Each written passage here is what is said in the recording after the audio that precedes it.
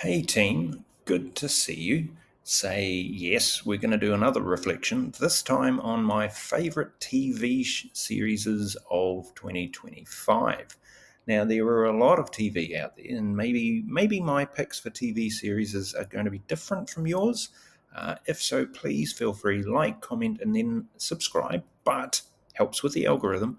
But put in the comments what you think. What were your favourite TV series in 2025? Now, there were lots that people were talking about. A lot of people were talking about Severance. A lot of people were talking about White Lotuses. A lot of people talked about those sorts of shows, and yeah, I haven't seen them. So they might be really good.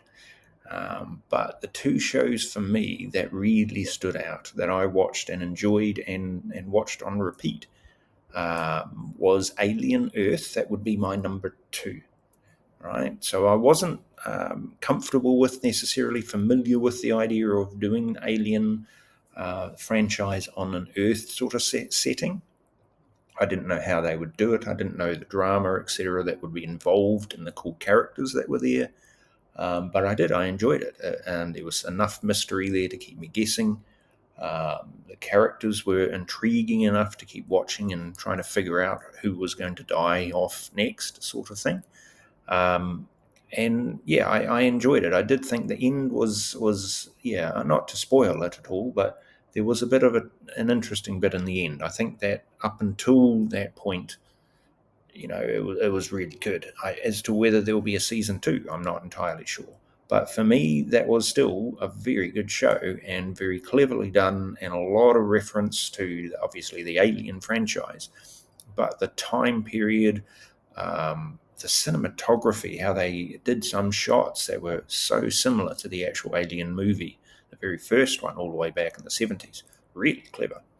Outside of that, my number one TV series of 2025, probably not a big surprise, I might add, is of course Stranger Things. And Stranger Things season 5. I know we've only had basically half of it, and then we're going to have the next bit of it on Christmas Day, and then another bit of it on the final on New Year's Day, I think. But no, that was an amazing show. Um, and yeah, you can look back and you look back at season 1, at season 2, and season 3, and season 4, and you might have a favorite amongst the seasons. For me, the favorite in the season was 1 and 4. I really enjoyed those two. But there is also season 5 with the twists and turns, but also the storylines all kind of coming together, and the resolution to the mysteries of the series in and of itself. And obviously, there is still more to come. So for me, yeah, that was, and it was incredibly clever. The shot making that they do in the show in general is very good. But no, this in particular, this season 5, they've done some great job with it.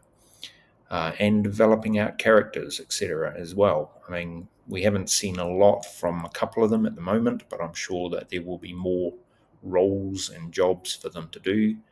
Murray, in particular, there doesn't seem to be a lot for him at the moment other than just delivering things.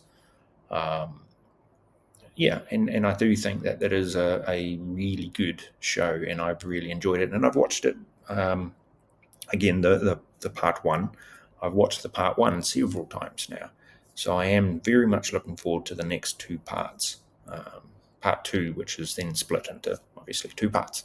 But yes, so for me, the best TV show of 2025 is Stranger Things season 5.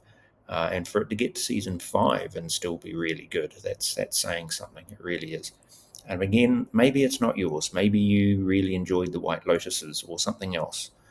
Put in the comments what you liked. Maybe it'll be something that I will watch and see if I enjoy that too.